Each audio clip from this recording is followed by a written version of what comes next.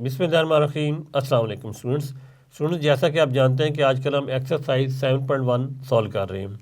आज हम एक्सरसाइज 7.1 का क्वेश्चन नंबर 5 और उसका पार्ट नंबर 1 सॉल्व करेंगे।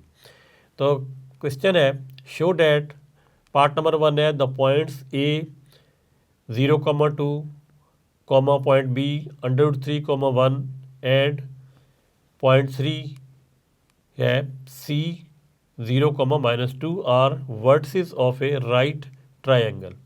यानी ये हमें 3 पॉइंट दिए गए हैं ए बी सी, हमने बताना है कि ये राइट ट्रायंगल के वर्टिसेस हैं। तो सबसे पहले देख लेते हैं कि राइट ट्रायंगल क्या होती है और वर्टिसेस क्या होते हैं।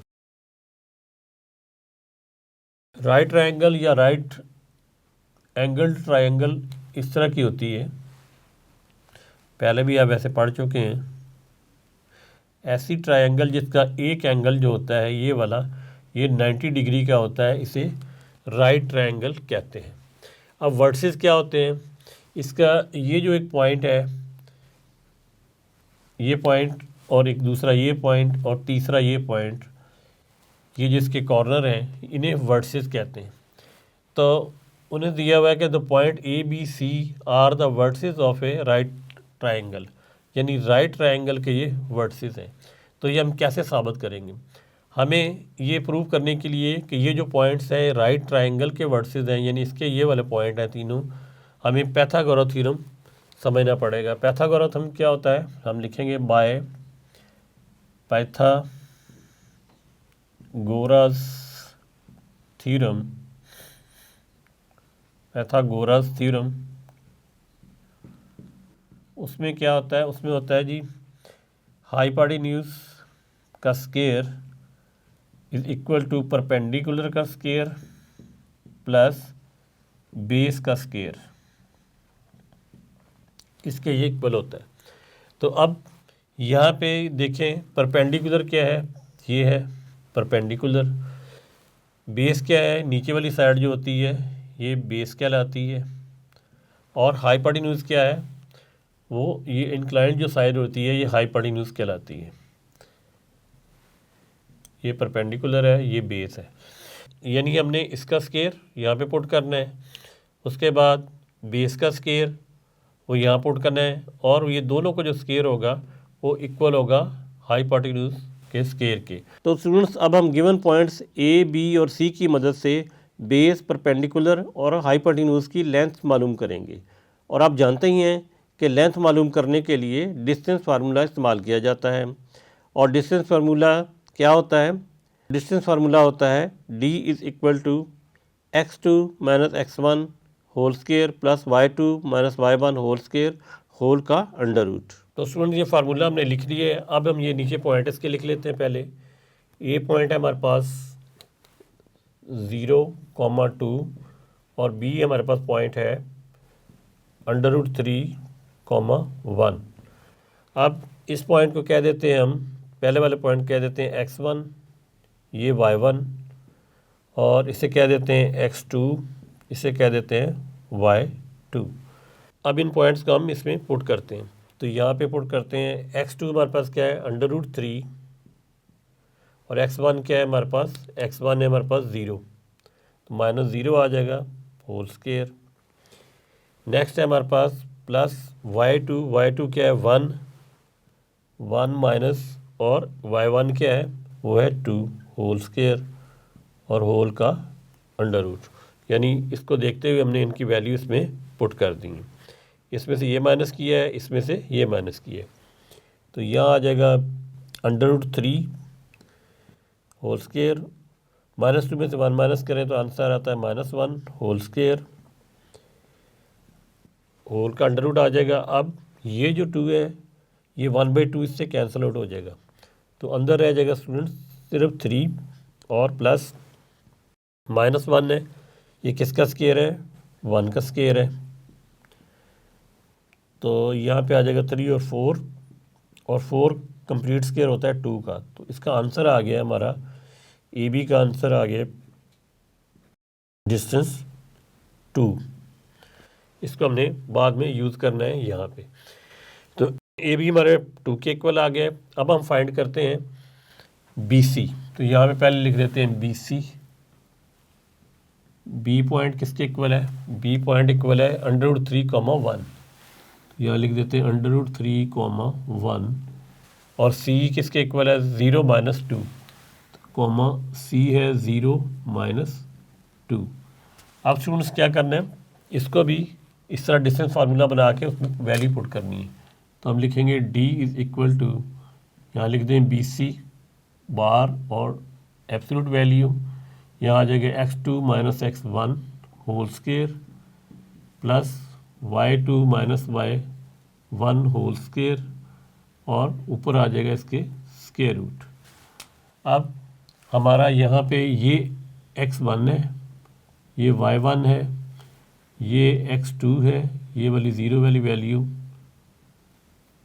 सॉरी यहाँ इसके साथ एरो नीचे बना देते हैं, और ये वाला y2 है।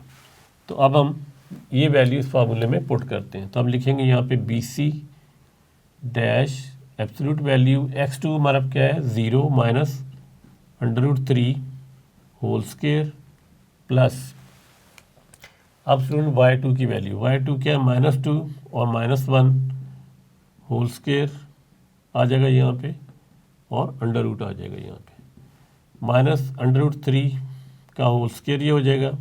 -2 और -1 को जब ऐड करेंगे तो आंसर आएगा -3 का होल स्क्वायर, और यहाँ आ जाएगा स्क्वायर रूट इसके ऊपर। अब ये माइनस है, ये स्क्वायर होके प्लस हो जाएगा और ये 1/2 इस 2 से कैंसिल आउट हो जाएगा। तो यहाँ पे आ जाएगा 3 प्लस -3 का जो स्क्वायर होता है वो होता है 9। तो यहाँ आ जाएगा 9 और ऊपर आ जाएगा स्क्वायर रूट। 3 और 2 कितने होते हैं? 9 कितने होते हैं? 12 स्क्वायर रूट। तो यहाँ लिख देते हैं BC। तो एक हमारा आंसर ये मिल गया। अब स्टूडेंट्स लास्ट पे हम CA या AC फाइंड कर लेते हैं। तो हम AC फाइंड कर लेते हैं। A हमारे पास क्या है? A है 0 2 और C क्या है हमारे पास? Comma C 0 -2। अब हम दोबारा फार्मूला वही लिखेंगे डिस्टेंस का, यहाँ लिखेंगे AC dash absolute value x2 - x1 whole square plus यहाँ पे लिखेंगे y2 - y1 होल स्क्वायर। इसका भी ज़रा सही तरह करके लिख लेते हैं, और अंडर रूट इसके ऊपर आ जाएगा। आप स्टूडेंट इनकी वैल्यू पुट करते हैं। ये हमारा पहला x1 है, ये y1 है, ये x2 है और ये y2 है। तो पहले x2 - x1 यानी कि 0 - 0 होल स्क्वायर प्लस y2 क्या है हमारे पास? -2 और ये क्या है? 2 और ये फार्मूले का माइनस, तो यहाँ पे आ जाएगा -2 होल स्क्वायर। 0 में से 0 आता है होल स्क्वायर प्लस ये -4 हो जाएगा होल स्क्वायर। इसे मज़ीद सॉल्व करते हैं तो क्या आएगा? यहाँ 0 का 0 आएगा और ये 4 का स्क्वायर 16। तो ये आ जाएगा 16 अंडर रूट, और 16 जो अंडर रूट है ये 16 जो 4 का स्क्वायर होता है, तो 4 अंडर रूट से बाहर आ जाएगा। तो इसका आंसर आ गया 4। AC bar is equal to 4। अब स्टूडेंट्स हमारे पास 3 आंसर आ चुके हैं। ये 2 है, ये 4 है और ये √12 है। तो अब हमने क्या करना है?